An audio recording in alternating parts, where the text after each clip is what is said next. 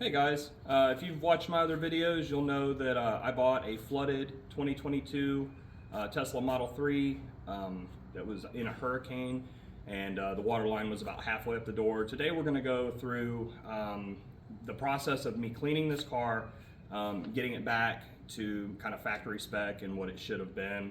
And then maybe the tools I used to make that happen, the parts I used, and then just the labor. And then we'll go over like a full-blown cost breakdown. So I've gotten a lot of requests for a cost breakdown.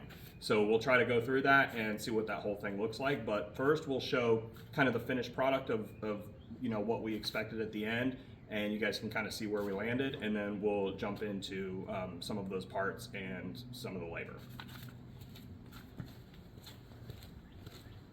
So the car really did turn out very nice, 38,000 miles. It's a 2022, so when I looked at the car at the auction, did not have a lot of damage. So that's what we went for, was a body that was in great shape and just needed a lot of mechanical work. So we're gonna see if we can get the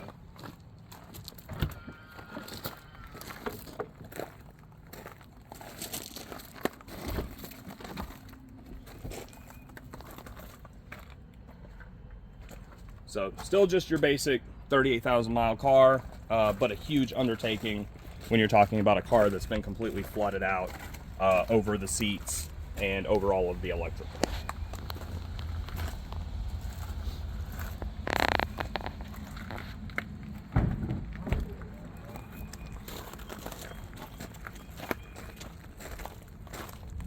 So when we got this car, it still had water in this bottom of this trunk here. I mean, there was still 3 inches of water in there that we had to contend with. Again, if you've seen a lot of my other videos, there's a lot of that progress already documented online. So this is just, like I said, this is the final stage where we now have tags on it. We've been driving it, putting a few miles on it, just to kind of see how it is. And we love the car. The car's great so far. And hoping that we can maybe do another one sometime soon. So we'll go ahead and close this one up, and we'll go over some of the details. Okay guys, so we're gonna go over some of the parts list that I have. I actually kept up down to the cent of what we spent on this car. So I will also put this in the video itself, and I'll link this, or I'll show pictures of all this so you guys can see it as well. We had $38 in cabin filters and coil cleaners trying to clean up the HVAC system. We had 4 gallons of coolant and a full-blown penthouse assembly for all the electronics with the contactors, the DC to DC converter, all of the charging components.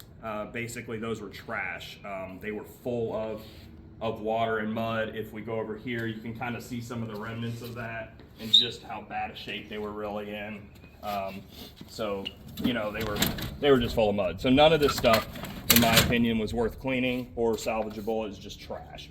So it was easier just to start with stuff off of a used vehicle that had been wrecked. So we had also 4 tubes of Sikaflex the first time around, which this is Sikaflex 221 is what we used to seal up the battery pack after I had it apart and checked everything out.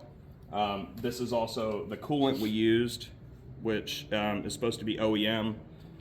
So then we replaced the 16 volt battery and the pyro fuse for the first time, which we had to learn. We ended up buying 3 pyro fuses, mainly due to the first one getting blown up by myself for not doing it properly.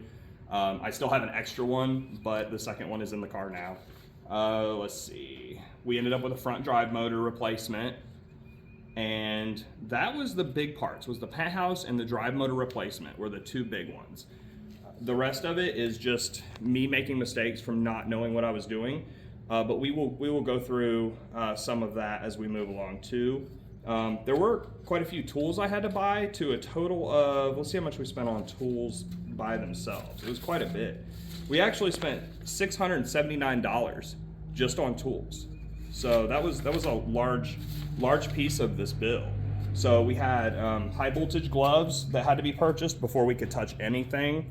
We had external Torx bits, which had to be gotten for the car, because they're not really that special, but they're special enough Tesla wants to use them so nobody touches their battery packs. Let's see, what else do we have to buy? We bought adhesive erasers to try to take the battery pack apart. We didn't actually use those. They did not work for our application. They seal those battery packs so well that it couldn't touch it. So we had to go after it a completely different fashion. When we were trying to salvage the 16-volt battery, we bought this little power supply that some other people online had said, hey, you can get in there and take your 16-volt battery apart and try to charge it back up. Ours would not take a charge at all. It was trash. So we had to go a different route. We had to buy a whole new 16-volt battery.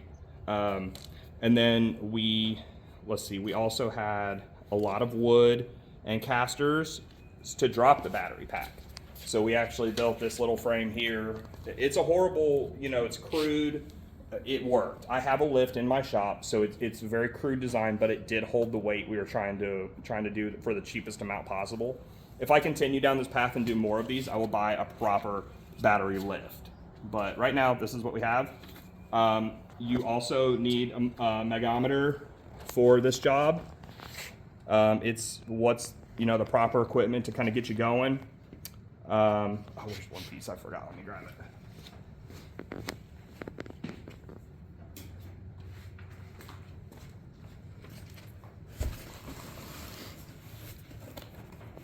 And then I also bought this high power charger, which will allow the car to stay on even with no 12-volt power or 16-volt power, no low voltage power. You can run the car with this high power charger, which you can get off Amazon.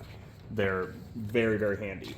To take the battery apart, we had to have suction cups to lift up all of the modules. Again, all of this stuff is shown in a lot of my other videos, but all of these things cost money.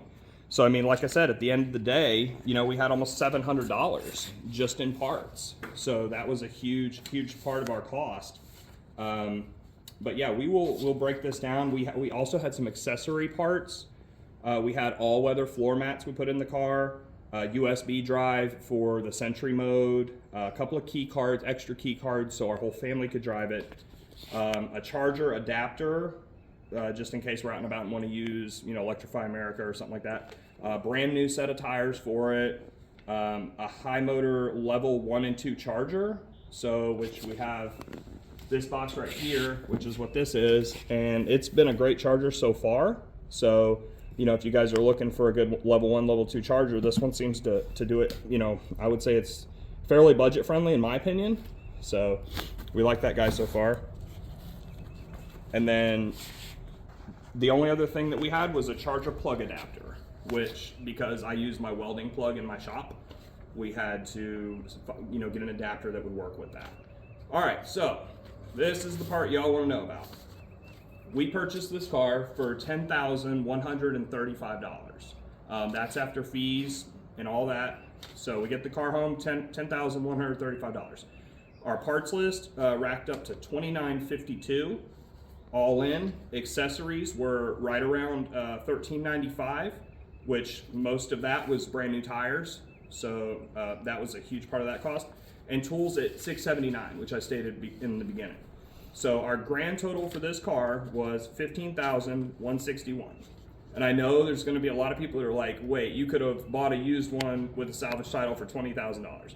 I understand that, but I can now understand how this car is built, and if something goes wrong, more than likely I'll have a good understanding of how to fix it. So that was huge to me, and now I can do this again and have all these tools. So that's where we landed, $15,161. And that's pretty much it, guys. So if you have any questions or comments, feel free, and we'll try to get this up so you guys can see it. Talk soon.